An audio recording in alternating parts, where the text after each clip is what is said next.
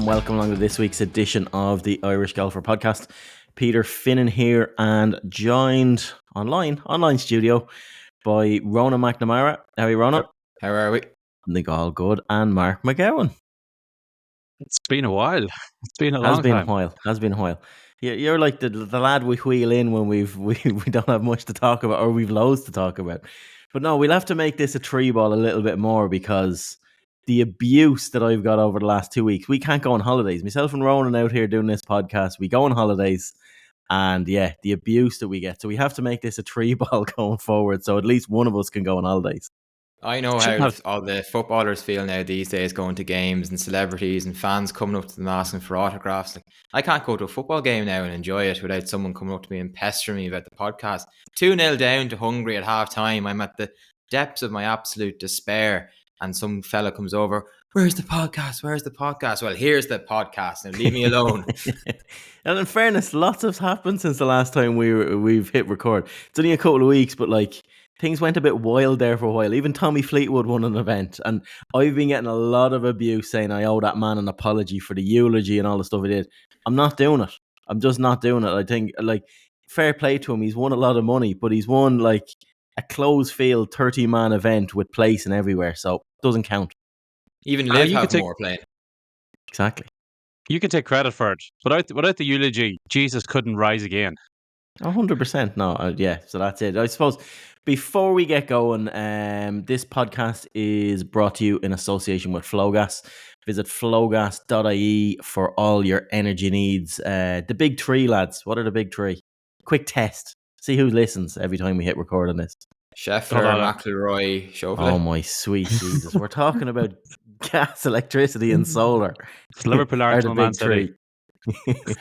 They're the big three going forward. Gas, electricity, solar. So anybody looking for gas, electricity or solar, visit flowgas.ie. All your household and commercial business plans. Flowgas have plenty of plans there available, and like we harp on about every week, they support golf from top to bottom. We'll get into one of their players later on. Even Alex Maguire had a great week at the K Club. Flowgas on the sleeve. Like there's not many touch points Flowgas don't have throughout Irish golf. So if you are up for renewal, or you're looking for a better plan, or just a price around, give Flowgas a chance. Visit flowgas.ie for your gas, electricity and solar. There we go. I want you to be sharp. That was a better way of doing it. I want you to be sharper on this next week now. Big three, Scotty Scheffler. Right. I could have said Rovers, Bows, and St. Pat's, and pissed off the Shells fans. Only one place to start. The K Club. Unbelievable. The three of us walked around the fairways of the K Club yesterday, following Rory McIlroy. Even Mark managed to make his way across from Sligo for the day, baiting the rain out of the way. Had to pull over at one stage. But what a day we were served up. What a day of drama. I don't know where to get started. Like, there's only one place to get started, Rory, from the end going backwards. But the whole day, start to finish, was just drama. I don't know what you guys are taking away from it, but it was just epic. Yeah, I had a feeling this week, or I had a feeling on Saturday evening, and I was like, I think he's going to do it. So I was like, I'm going up tomorrow. And whenever he bogeyed the first, I nearly turned right and headed straight back. If I'd have been there for like the full 3 days before it, I might have hung on. It's like, well, I've put in the work. But yeah, when I just came up that morning, it was like, I've jinxed it already. What about you, Ronan? I was unbelievable just to be there and be as close up as we were. Like, it was a real privilege to see that. Like, I've never heard a roar like it. I mean, I'm less than 24 hours after being at the Aviva the night before for a last minute equaliser. I mean, this was just as good. There was limbs everywhere. There was beer flowing. The video of the kids going mad is unbelievable. Then the video of the father and his son hugging it out. It was just unbelievable. I mean, the scene was ridiculous. All of 18 is packed. The first fairway is packed. I'd say absolutely everyone who bought a ticket for Sunday was there. And like, we kept going down the 18 for the playoff because you just couldn't move the crowd. If you moved the crowd somewhere else, you'd be there for an hour and it would have gotten dark. But I mean, the golf he produced was actually, it was fine. But the eagle on 18 was unbelievable. Like I did feel sorry for Lagergren as well. I mean, the finish he put on was, one for the ages. Eagle, par, birdie finish. I mean, 9 times out of 10, you win the Irish Open with that finish. But it's amazing. Like, it's been a year of redemption and burying demons for McIlroy, and I don't know, sport has a funny way of putting you back into something you were in before. And he had an eagle putt again on the 18th, 12 months on from Royal County Down. But I think this time everybody knew he was going to make it. It's just been that year. Whereas last year, as he proved, last year he misses that putt every single time. But this year he's making them up. It's mad as well because he hit on a lot of those things. So we went to the post-round press conference. I didn't think he would be as open about Royal County Down last year, and that went through his head when he was hitting the 8, because I think it was Philip Reed asked him about the process standing on the 18th green or even tee, and knowing what you need to do. You need to make eagle, you know where you stand, and what he went through, and he said just Royal County Down just came back to him what he needed to do, and his failure to deliver as such last year just inspired him on. Like, we talk about this like yeah, eagle the 18th. There was only one eagle all day before that. Like, I find it crazy to wrap my head around how to do that, to have one chance like that and do it. And then it's just these iconic things that seems to happen around this green on the K Club, and we'll get into all that again. But it was just bonkers, because I know we were standing, I was standing right beside you, Ronan, and you can see my bald head in the back of these videos the whole way going online, jumping around the place. But it's I did say to you before, he's going to hold this. Mad things happen on this green. I just think he's going to hold this. And it was just the outpouring of emotion of it all was just crazy. And it's been such an emotional driven year for everybody watching golf, but to see that all spill out in front of a home crowd, and like you said, yeah, the things I'll remember from this, the kids dressed in red were to our left, and I did look across at one side. They just went mental, like kids going mad. And I only seen the video of the dad with the son, and like crossing his fingers and stuff like that, and then the embrace they gave, and Rory celebrating about just stuff that you will never forget. And things like that stick with you forever. Like I say, history on that green. I stood on the edge of that green after doing leaderboards around the course in 1995 in the K Club. That's 30 years ago now. There to see Bernard Langer literally hold a green in the playoff, the full length of that green. Obviously McIlroy's 5-wood into that before, the last time in 2016, the last time he won an Irish Open as well. Iconic shots that just, a lot of magic happens on that green, and a lot of magic happens at that resort. And because they're probably, between those 2 Irish Opens that we've talked about, and Thomas Bjorn's meltdown that we remember before, and the Ryder Cup and all the storylines of that, and there's just the K Club really, I don't know, it sums up the drama, the emotion. Things always happen at the K Club in professional golf. And yeah, they've had 13 or 14 European Opens and Irish Opens now as well, Ryder Cup. So they have a lot of tournaments to draw from. But these iconic moments, there's no coincidence that it's the K Club that these happen at. Just the design, the layout, how the finish when they flip the 9s, how that just adds to drama. It's just so good. Yeah, and I think the atmosphere all day long. I mean, I actually kind of wrote about this a little bit yesterday. I was there 2 years ago when he was in the final group. I was there at Royal County Down last year when he was in the final group as well. And there just seemed to be, even though it was absolutely pissing rain at the time that he went to the first tee, and the buzz and the cheer and everything, it seemed a lot louder than it was 2 years ago or even last year. And I think part of that is down to what happened in April at the Masters. I mean, in a way, Rory has never. I mean, the post Augusta stuff, he has never been more far away from all of us as a golfer, and what he's achieved and everything. But in what happened that final day and what he put us all through, what we all went through with him, in a way, has kind of brought him closer to all of us in a lot of ways. And I really thought you could get a sense of that the whole way through the day yesterday. It's kind of one of those weird juxtapositions, you know. Yeah, and the weird thing as well, like some of the stuff that did happen to keep him in the mix as well, like how that putt drops on 13 is beyond me. Like a full lap of honor and in the front door. Like I have never seen something like that. It was like the remote control golf ball that Rory picked up in the States before and threw into the lake on a fan when they were trying to mess with him. Like I've never seen a putt do a full 360, stop on the lip for like literally stopped for a millisecond and then dropped in the front.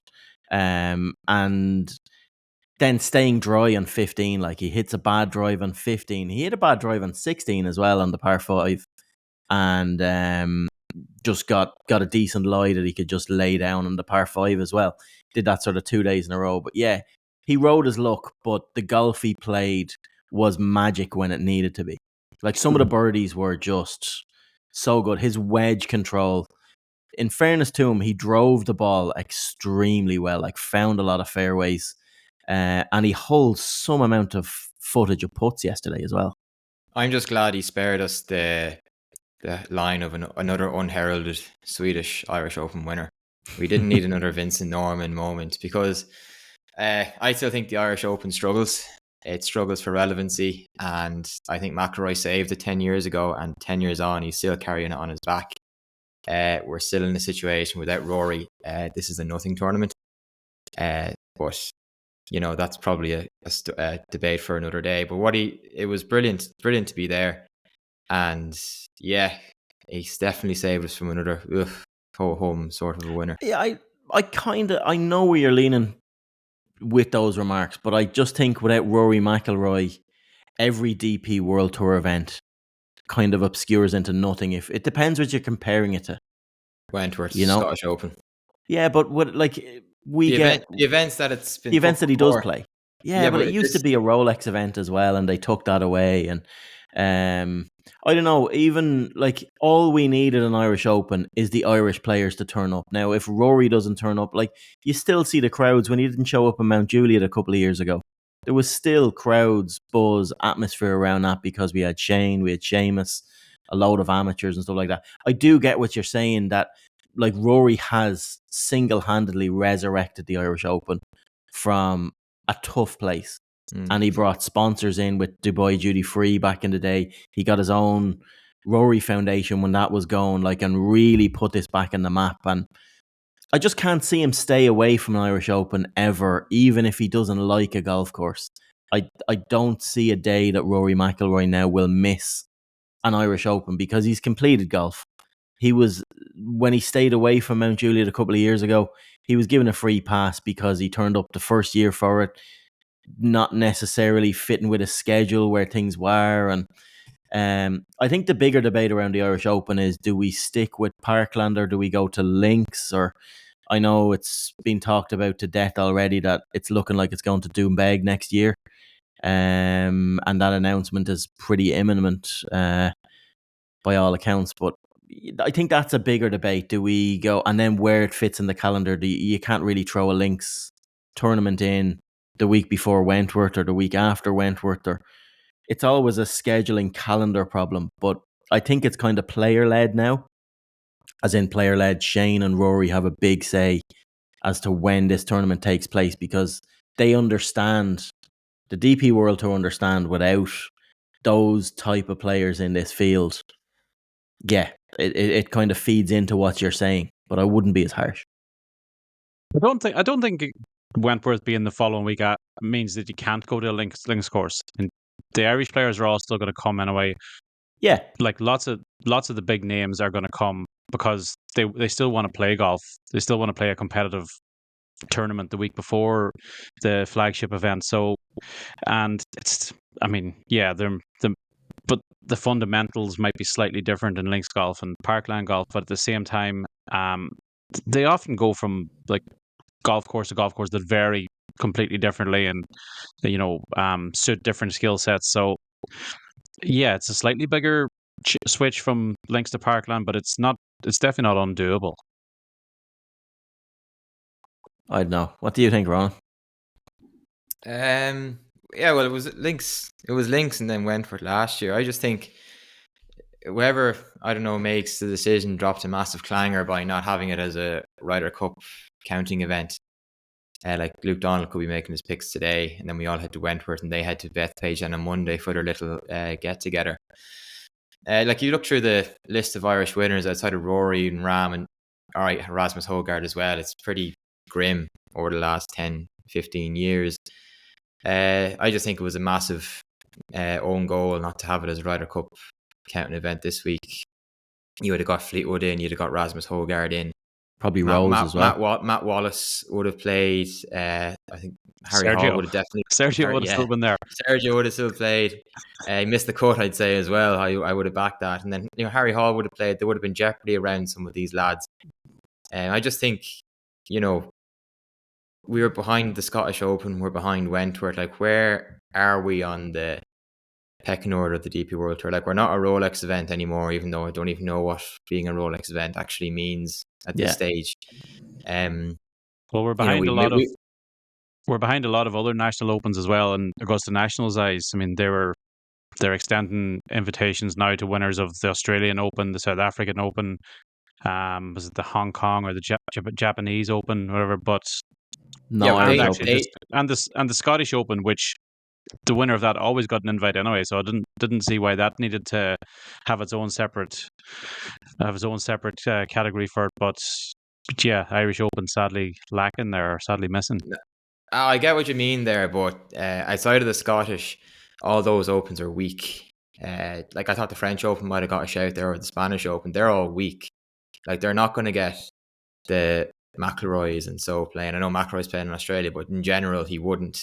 Like those invites are to help, the lesser events, get a bit of a name. Where the Irish Opens maybe it's well supported. It is. I think the Irish Open is probably like a Tottenham or something, kind of just stuck in the Europa League places, never quite able to get into the meat and drink of like a really top event. Like it was stuck behind the Scottish for so long, and we lost out so much. And it's stuck behind Wentworth. Like some of the Americans will go over and play that, and I'm sure I don't even know what the list is, but Adam Scott's often played in Wentworth. It would have been nice to see those lads play in Ireland more often. Yeah, I know it's the emotion of stuff now, but like I've been to hundreds of global tour events. What was served up yesterday was up there with the best of anything, drama wise, course setup wise. Everything about the setup in the K Club was just so good. I'm sure the feedback that they're getting from players is really good. I know there was it's hard after the rain or after getting to get the greens to be so good. Like we've had such a good summer, and then we just get absolutely dumped on for 2 weeks before this tournament.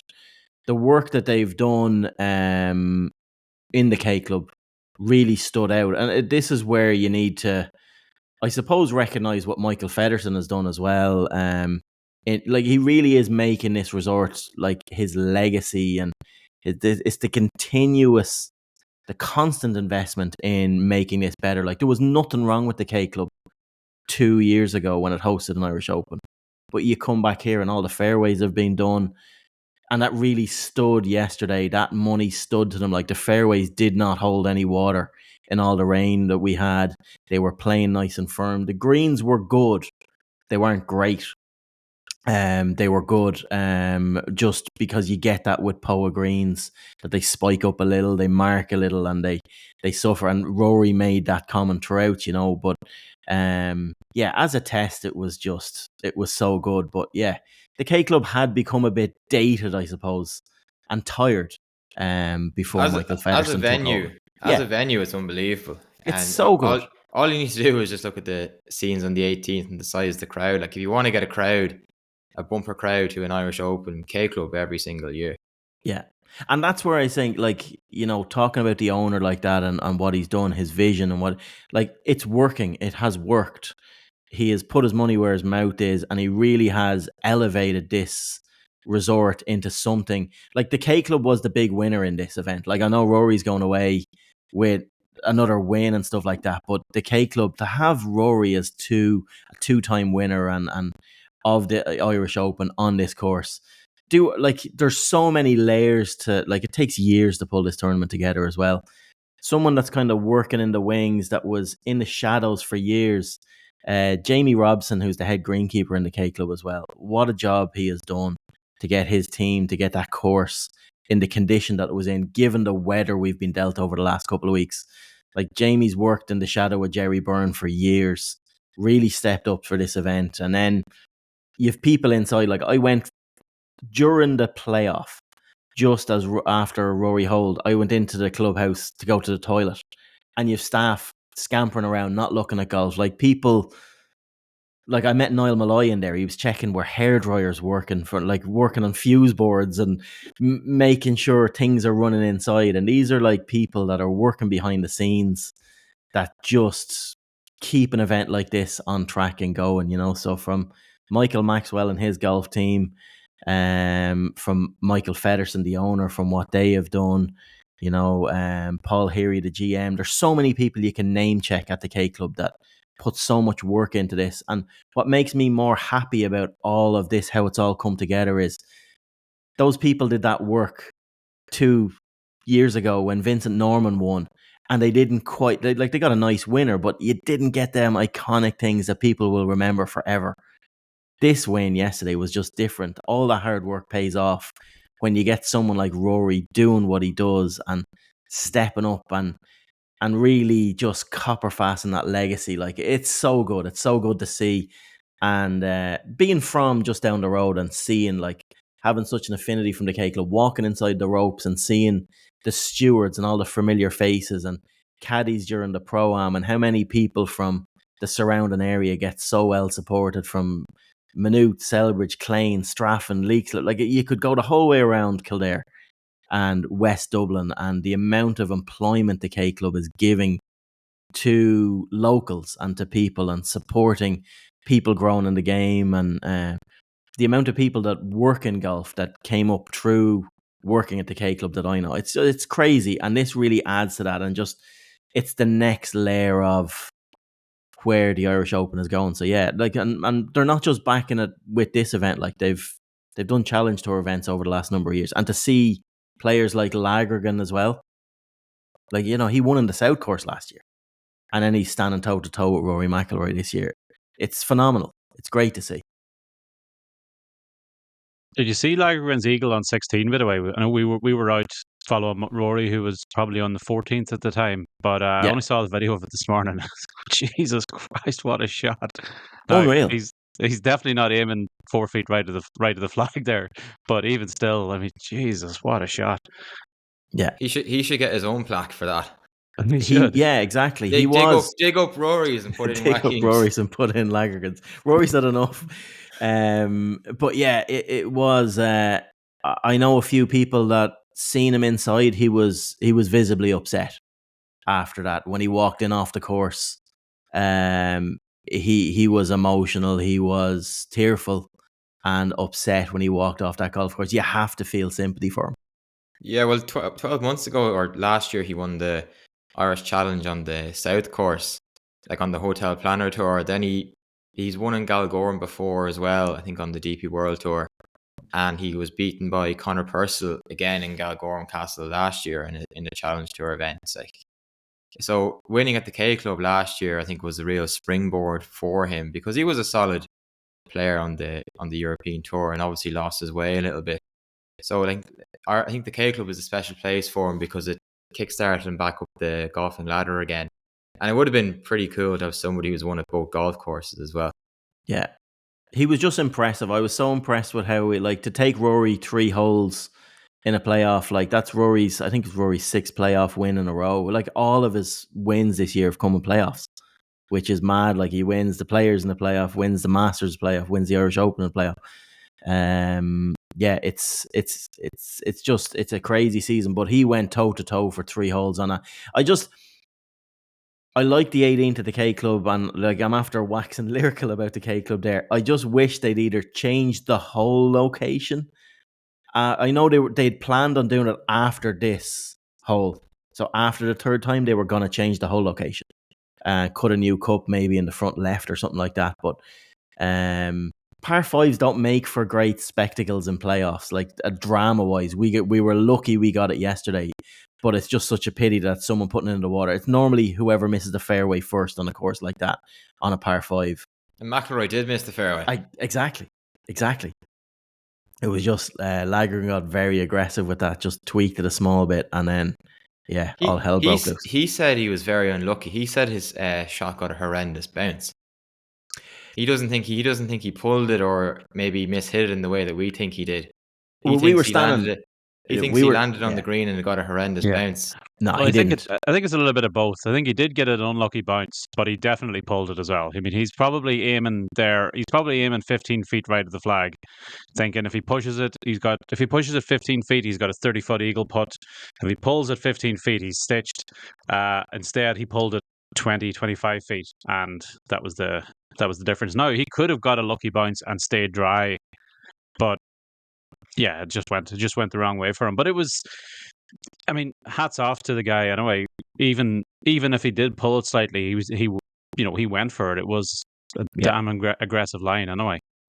I wouldn't class it as an unlucky bounce, but I know what he's saying. I think he just got a firm bounce on a soft green, and every other shot that he hit in stuck like darts. It was like Velcro hitting into that, and It's even like coming slightly over. Firm bounce on a soft green. That's exactly unlucky. That's what he did. That's what he got. It is unlucky, like in that sense, but he didn't get a bad like kick left or anything like that into the water. He caught a firm spot on the green, and that was it. It just shot off. But yeah, I don't know. Let's go further down the leaderboard on that. Like there was so many other storylines outside of the Rory storyline from an Irish angle. I know you're mad to talk about Hidalgo, Ronan. Like a legend. Love him. Oh, what a guy! What a player! Well, we know this guy. He beat John Ram in the Spanish Open, and it had nothing to do with the golf he played. It was just his wacky swings and the way the feet go mad, and he starts maybe air kicking after he hits a shot, and everything. The clubs go flying. It's just box office stuff, and he's like, he's the size of a kitchen table. Yeah, he's just tiny and just throws every single ounce of his being into every single swing. It's fabulous to watch. No, he was good. He was good. Like there was so many talking points like that. Outside of Rory McIlroy, the one big takeaway for me this week will be Alex Maguire in a weird way. We followed him for a lot of his rounds, Ronan, all week. Caught up with him before. Alex is an emotional guy, but he was absolutely put through the ringer this week on the golf course and stood up to everything that got in his way, and ended up at the end of the week earning 20 grand, finishing in a tie for 50th or something and around that. And, to watch a guy like that that's been through a lot of ups and downs in his short enough professional career so far, fist bumping in a 73 on a Sunday in fairness, he drew a crowd as well around. Like, it was really nice to see. It was so good. Yeah, like I was firmly on Alex Maguire watch all week. I watched him every day for at least 5 holes. On Thursday we just spoken to Seamus Power, I think it was, and Maguire was last out, and Liam Spratt, who was 72 years of age, had walked 12 holes at Seamus Power, and Maguire is going up the 4th, which is his back 9. So Liam said, come on, we'll walk the last 5-6 holes at Alex. And we're like, great, get him in before sunset, because there had been a delay for near enough to an hour. And he birdies the 4th, goes off the planet left, makes a birdie then on the 6th, and then hits the ball into the next parish on the 7th hole. Misses the water on the right hand side, goes way right out of bounds. Makes a 6 there, nearly makes a hole in 1 on the 8th, but because things were so wet at that stage, it rips back about 20 feet below the hole. And then at this stage now, it's really starting to get dark, and it's really, really cold.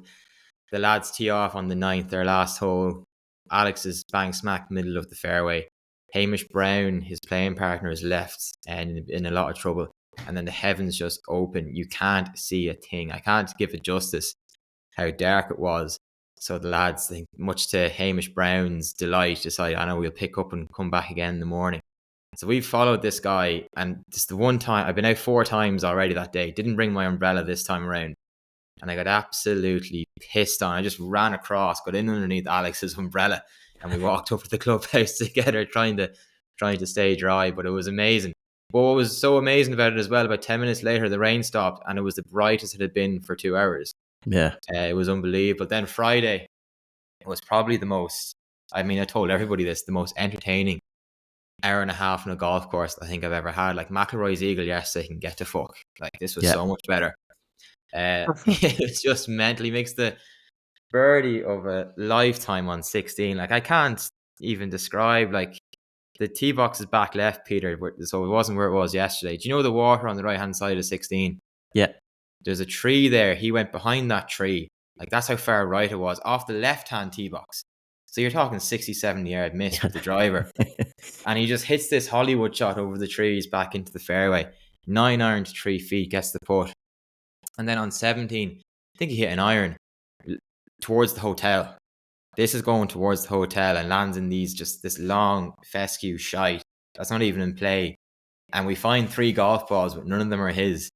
And so he hits his Provo into the middle of the fairway, hits another 9 iron to maybe 7 or 8 feet, gets the putt for just the most miracle bogey. Because he's on the cut line at this stage. Yeah. I think a double, and we wouldn't even be talking about him anymore. And then he hits a brilliant drive down the 18th. He had great drives down 18 all week. Just didn't do them any of the other holes. And then hits a towering, I think, 6 or 7 iron right over the flagstick. I think he's a 50-footer back down the hill. Leaves a stone dead, taps in, and just goes nuts. Starts celebrating, jumping, because all his family are there cheering. And he just kind of loses it for a minute. And then he takes off his cap to, like, give it a big swing and loses his cap. Cap goes behind him and lands on the ball marker, Xander Lombard, who's absolutely grinding over this 8-footer to make the cut himself. And it was amazing. He was so embarrassed afterwards, but it was just Did brilliant. Lombard make the putt? He missed the putt but made the cut, so all's well that ends well. All's well. he made the cut on level par, and then sure, myself and Spratty, we were like, right, what time is he going to be out on Saturday? He was out at 9:40, so we followed him for, I think, about 12, 13 holes on Saturday, and again saw a lot of entertaining stuff. It was Bitcoin golf again. It was just up, down, up, down, up, down. But so relatable, so good. He's such a relatable player. Like his next, it's mad. Even when he was done, when he was finished, and he's talking to us in the media huddle, like 72 holes done, and you can see him decompress. And he said, like, I let myself go to on the last green. He had like a 7-8 footer for birdie, and he let himself go on that green to. This is probably worth $5,000. This putt, and like this is Q School. His next tournament is stage 1 of Q School, and he's breaking down like how much this costs. Yeah, and he let the emotion go as well. When he got the putt, he started fist pumping and cheering. But how much this costs, and he's saying like stage 1 probably costs about $3,000. Stage 2, the same of entry. Just into the thing, and then you add it up, stage 1, stage 2, final, you bring a caddy, your entry fees, you're looking at 12 to 15 grand if you're lucky enough to get to the final of Q School, just for those 3 events, in expenses and outlay. And he didn't know himself what he's going to do for next year. He's obviously going to give it another go, but he's looking at ways to fund this. He's looking, there's very few players in the field with 2 blank chests on the front playing in that. And it was great to see him going and doing what he did. And I just, long may it continue. I hope he gets logoed up. I hope he gets the support he deserves between now and the end of the year, and I hope he kicks on through Q School, because he 100% deserves it. Yeah, that 19 grand will obviously go a long way with Q School and everything, but by God, it won't be long being wasted. Like, it won't last him too long. That's the stark reality of it. It's amazing how quickly funds drain. No, it is. It's crazy. It is crazy. Anything else you want to hit on down through the field? McIlroy's playing partner, Alfredo Garcia Heredia, talk about a contrast of different playing circumstances. This fella's playing for his future. He's 150th in the race to Dubai. Like, very unlikely to keep his card, and seemed to be struggling with a back injury, so he's probably got the medical exemption for next year locked in here. But he spent a few quid, as we saw, on the back nine. Birdied the last, which we were pretty happy for him, to be fair, because again, it's worth a few quid. But he was rooting for McIlroy throughout that whole back nine. He was 100%. cheering him on. It was brilliant to see. And I think of everyone on the 18th green, Alfredo is probably the second most delighted person on the green for his birdie himself, but also what McIlroy did. And you could see McIlroy, it meant a lot to Mac. It was a nice moment that the two of them had on the green, congratulating each other as well, in the height of all the drama. Yeah, because we weren't close enough to see the last 5-6 holes when things weren't going for Garcia as much as you would want, and he was still laughing, joking, and he was like up walking with Rory and good shotting it, and he was encouraging Rory to go and win the tournament. Like, it was so nice to see, and it's like he was using that as a distraction away from what he's in himself. He was actually. It's very rare you see a golfer under that sort of pressure and microscope that he's obviously under in his own head. But he was so enjoying the moment. He has never played in front of crowds like that, in an atmosphere like that, on a golf course like that, with all of that coming together. Like sharing a green with greatness, like one of the greatest players ever to play the game. And he embraced it and he enjoyed it. And yeah, he got his just rewards down the last, and he did. He spent a few quid through the middle of the back nine. Things slumped a little for him, but to do what he did coming down the last hole, and yeah, it was special. And he was like that right the way through, because even when Rory holed the long putt on the fifth, and Herrera he's still a bit of chance of winning the tournament himself. He's dropped a couple of shots back at that stage, but he's definitely not out of it. And he was still like giving the fist pump then, and like the big smile. It was brilliant to see. It was like it was just so funny actually, because you never see it unless it's like the last hole. You never usually see somebody like cheering for their opposition or their playing partner, unless that's a hole in one or something like that. That everybody kind of feels obliged to celebrate. But he was fist pumping that one in with still 13 holes to play. Like, no, it's really good. Will we draw a line out of the K Club? I think so. Done and dusted. Yeah, well done to everybody involved, and yeah, hope the people that were there got the same memories we get out of it. And yeah, it was special. It'll live on forever. But yeah, another big tournament on at the weekend. We had 2 Irish representatives over in Cyprus Point at the Walker Cup. Wasn't the result we were hoping for, but seemed inevitable. Hasn't been the result we've been hoping for 10 years now. The famous 5 in 2015 are the last team to win a Walker Cup GB&I. What was it, 17-9 in the end last night? 17-9, yeah. Like, I stood up and watched it, and I watched it the night before. I have to say, for a start, sometimes I question why I pay my license fee to Sky. With the tripe that they put on sometimes, and then don't, like, the cameras were there, the world feed was there. Even, I don't know who it was, Peacock in the States, they're obviously looking for a feed off them. But like, I could not get this until midnight last night, until half the singles were halfway through nearly. And the same the night before, they went for a gap as well. Like, sorted it. Like, they just need to sort it out. Like, if you're paying a license fee, even put on a red button.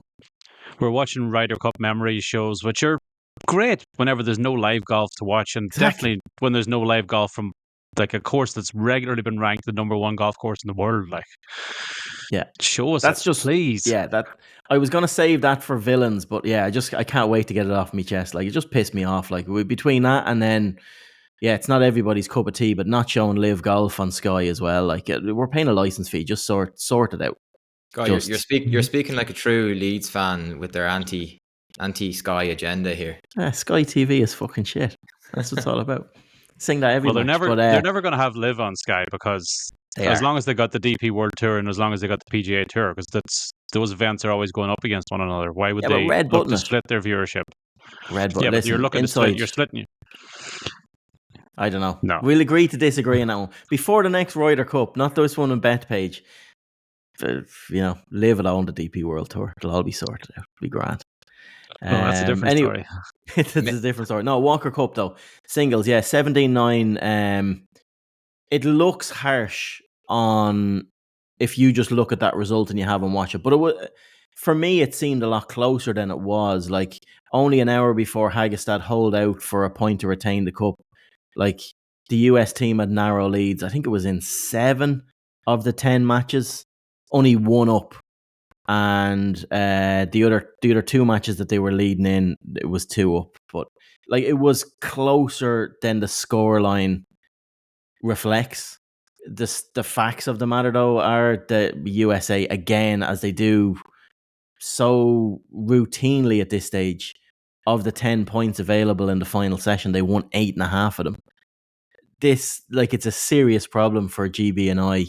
The singles issue, we stood toe to toe with them in the foursomes, like, no problem at all. And even if you strip it out to Ryder Cup, we go toe to toe with them in 4 balls as well. Singles is the problem here again in Walker Cup standings, but I don't know. They just seem to have a little bit. Yeah, they've better ranked players. They've 7 of the top 10 in the world or whatever on this US team. The greens, it just came down to putting on those again. Same as the K Club, the Poa greens.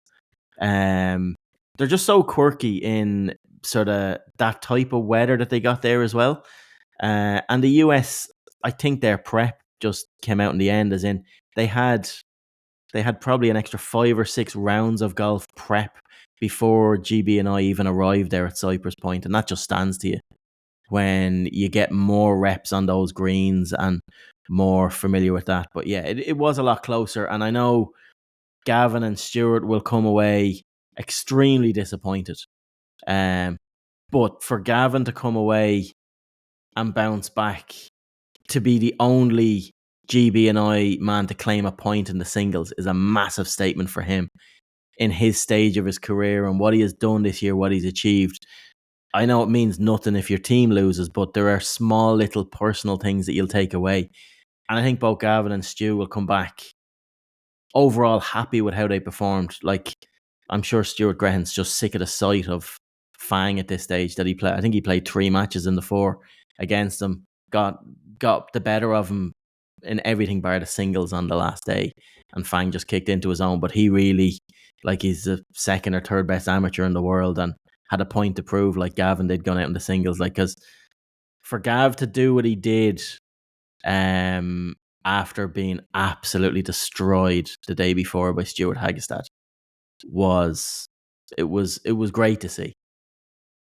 Yeah, I mean, I felt so sorry for Gavin the first day. I mean, to sit out this the first session, obviously only 8 players play out of the team of 10, so he was one of the 2 GB and I guys to sit out the morning session, and then, I mean, you're sitting there itching all day long. There's no way you can possibly enjoy those morning matches as much as you try to. There's no way you can enjoy kind of watching that. You're just going to be fidgeting, just itching to get out there. And then you go out against Stuart Hagestad, that's 5 Walker Cups now that he's played in and won.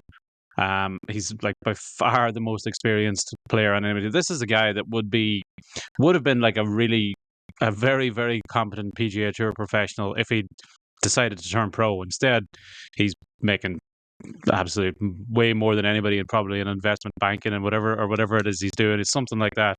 Just going out and playing with high profile clients nonstop.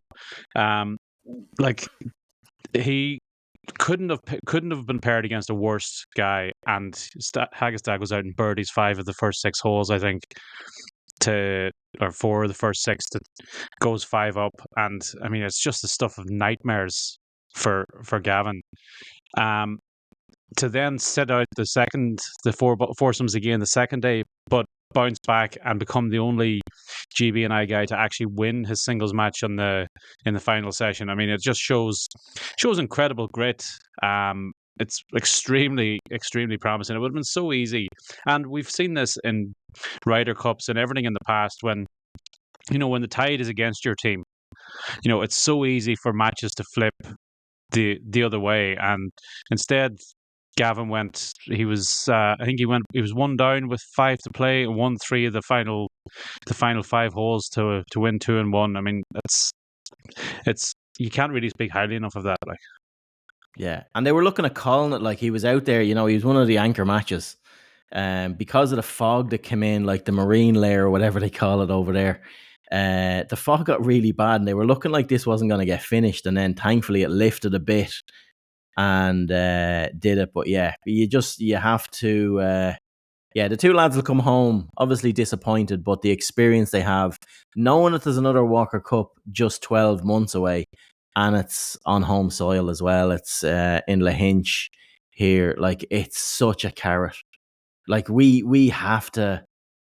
I don't know how many. I don't know how many Irish lads we'll have on that team, but there will be people like going mad to get on this team next year. Yeah, it's the pinnacle of any amateur golfer's career. So that's why so many of them wait until after a Walker Cup to turn pro. So yeah, I mean, if you're a top level amateur golfer, has to be the main thing circled on your calendar. Like, if I can become part of that team, like that's my Christmas come true. Like, yeah, the celebrations as always.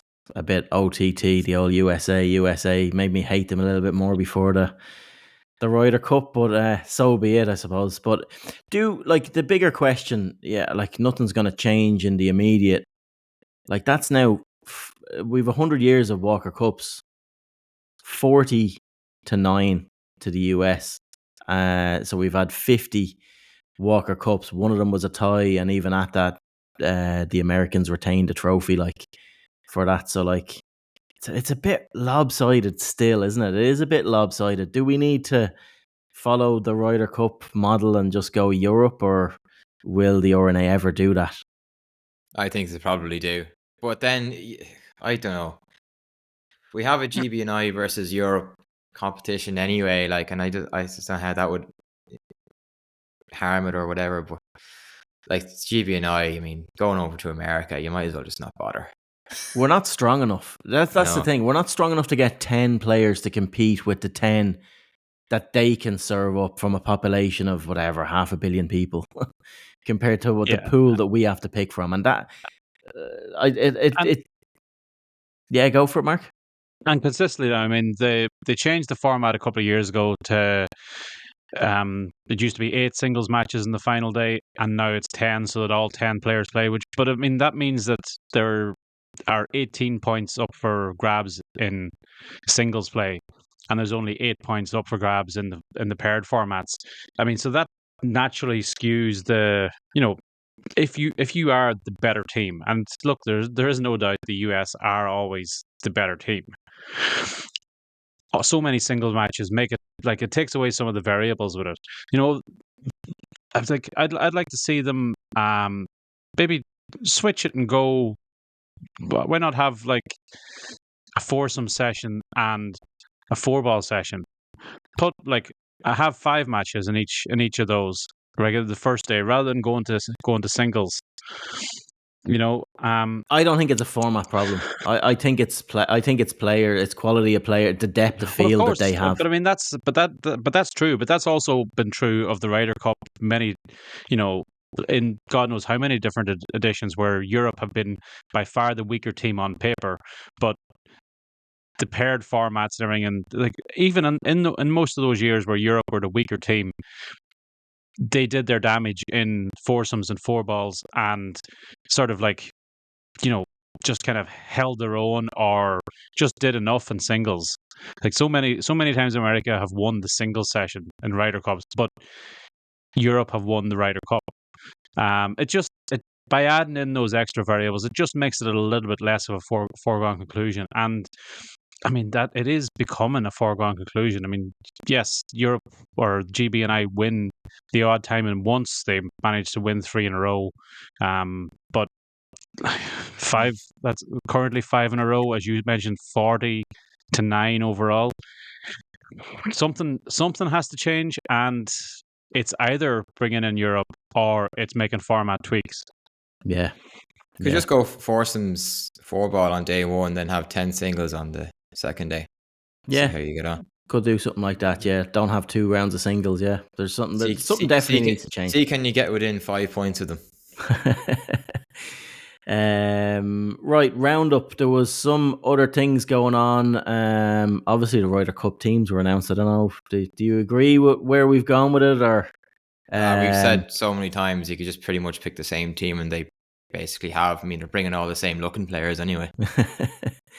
The Sergio stuff was just bullshit at the start of the week, wasn't it? He's delusional. He's a loser. Always has been. Always will be. Since the day Harrington beat him at the Open, he's been a Class A prick. No, but it's just delusional. Like I cannot get my head around why.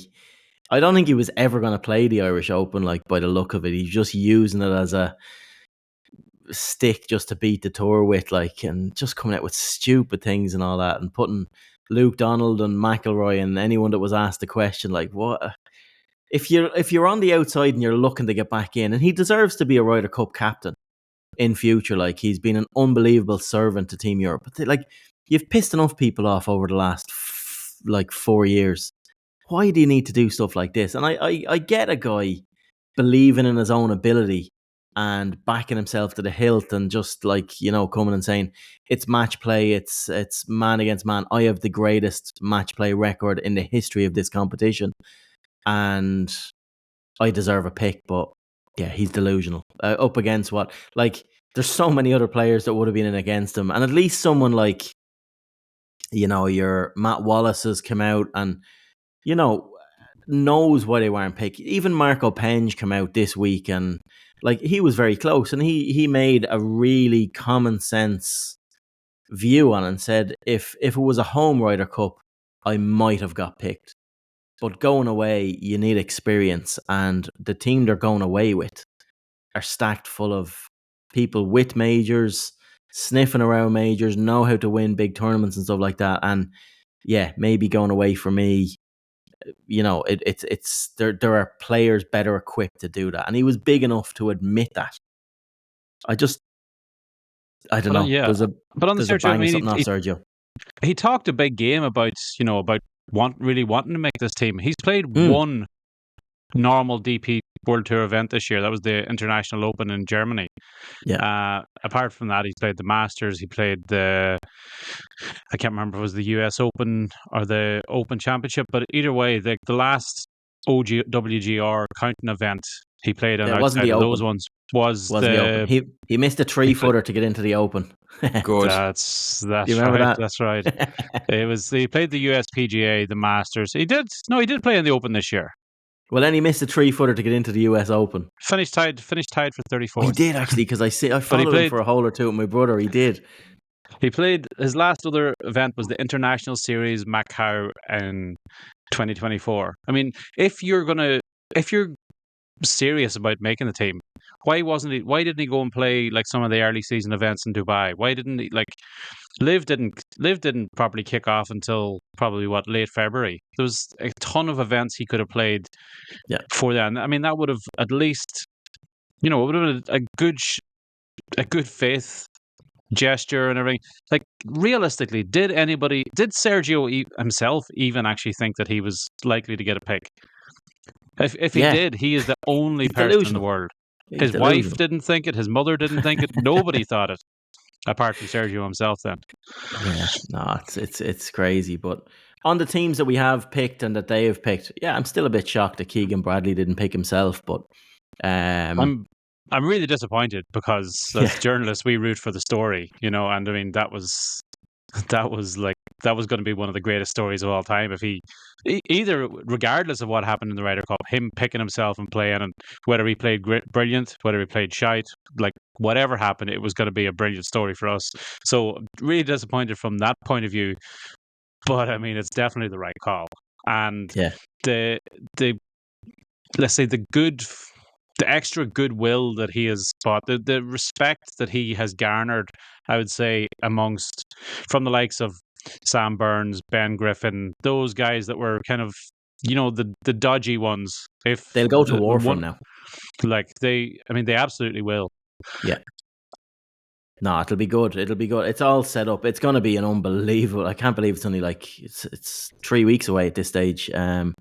It's going to be so good, because, like, talking to people around the team and in the team, away from microphones this week, and they are really, really, like, the Europeans they're very confident going over there. They know they're going into a battle, and they know they're underdogs, and they know history is against them and stats are against them, but they have never felt more prepared for a Ryder Cup away on enemy soil, so it's going to be so good. It's going to be so good. Can't wait. On the roundup, just continuing that, so yeah, we had a team win as well, the European Seniors. We had a team win for Ireland at that. Pretty good result.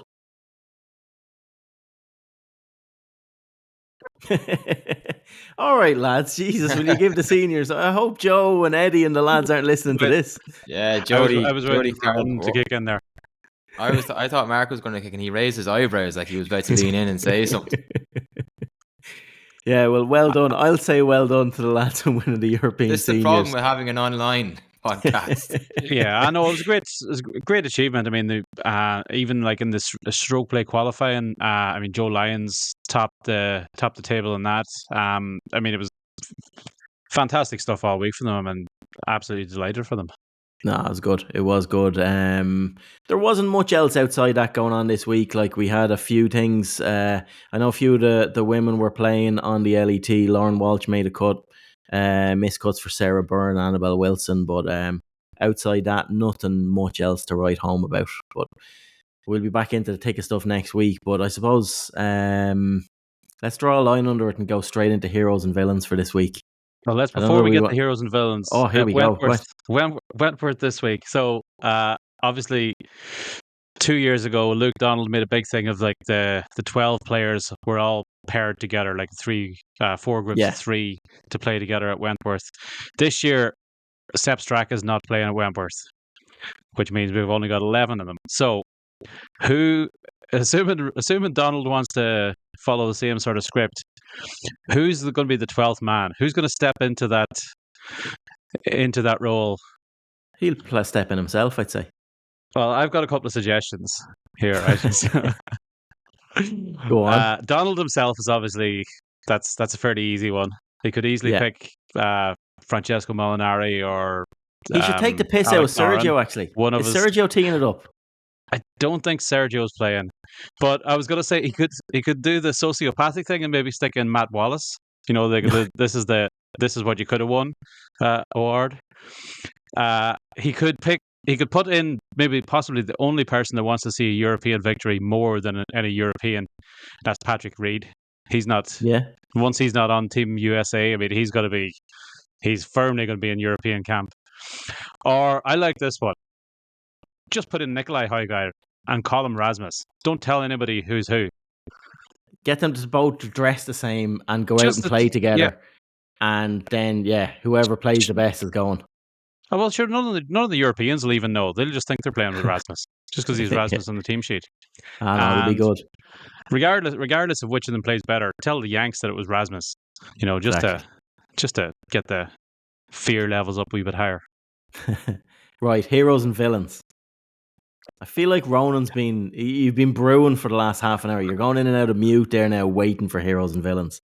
Do you want to start with heroes or do you want to start with villains? Well, if we're starting with villains, me and Mark obviously have the same villain, and it's going to take us a few minutes. So you get your nonsense, Powerpuff Girl crap out of the way there, Pete, and just give us your hero. And heroes. There's plenty of heroes. I'm not going to go for the obvious one. Say Rory McIlroy for doing history, or someone at the K Club or anything like that. I'll definitely, like, in the hero category. Yeah, Hidalgo. He'll definitely get a vote. Gavin Tiernan will definitely get a vote in here from me, and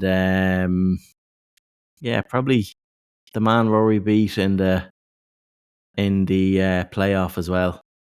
Lagergren, I think he deserves a nod.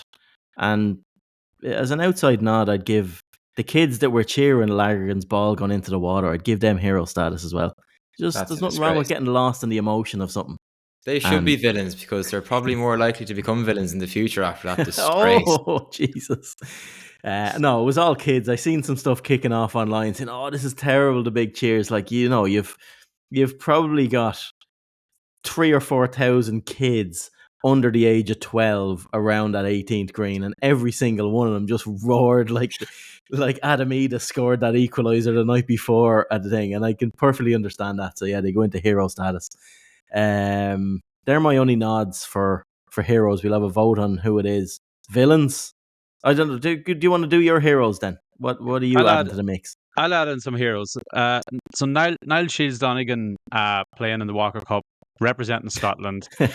Son of Lawrence Donegan, one of our own, a journalist.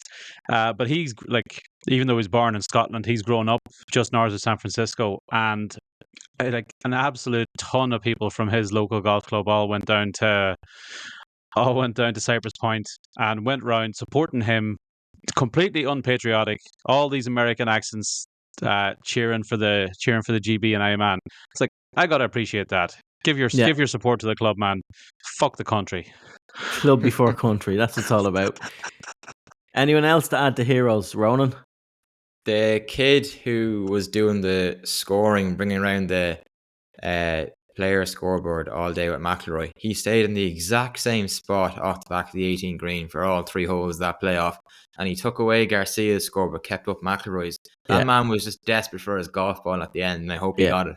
No, he did. I hope he got a picture or something. He got something signed and he got a golf ball off him, I think. So that was good. Yeah, but he did. He waited around. He was in the middle of all the media, standing at the edge of the green. Did you know Rory got to 17 under, lads? Just holding up that sign all day. It was good. Right, let's vote on this then. Who we going hero then? I'm going Niall Shields Donegan. Are you? Yeah. No, I'm going I like that one. I'm going Lagergren. I just think he deserves. You've been outnumbered, so yeah, I've been outnumbered, right? So up the Yank Scots. Up the Yank Scots. Well, if we didn't have 2 there ourselves, we said we were going to support. We were going to support the Yanks against GB. So yeah, that's another day's work. Let's hope that doesn't happen in Lynch. We'd be all down there with our stars and stripes, landing shit into Shannon Airport. Is our grand lads? Come on. Right, villains. Right, so me and Mark's joint villain, and if Mark doesn't even back me up here, he's a disgrace, because he was the one who took. I'm with you 100%. He probably the one that kicked up the most stink about this, but we followed McIlroy. Now, bear in mind, this is hole 14 of day 4 of the Irish Open, right?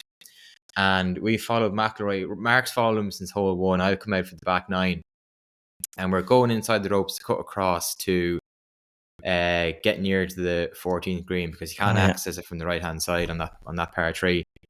Actually, add a crossing, like a proper fairway crossing at that point as well. We just added. So we just branch a little bit to the right from where all the spectators, the peasants are crossing, because we don't want to be associated,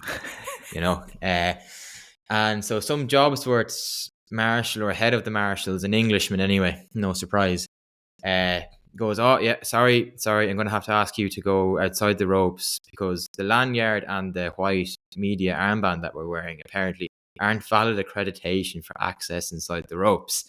And he said, you're going to have to go outside. And we're all like, well, we've been here for 3.5 days doing this exact same thing, like we're doing our job. And he's like, no, I've checked with tournament organizer or whatever it was.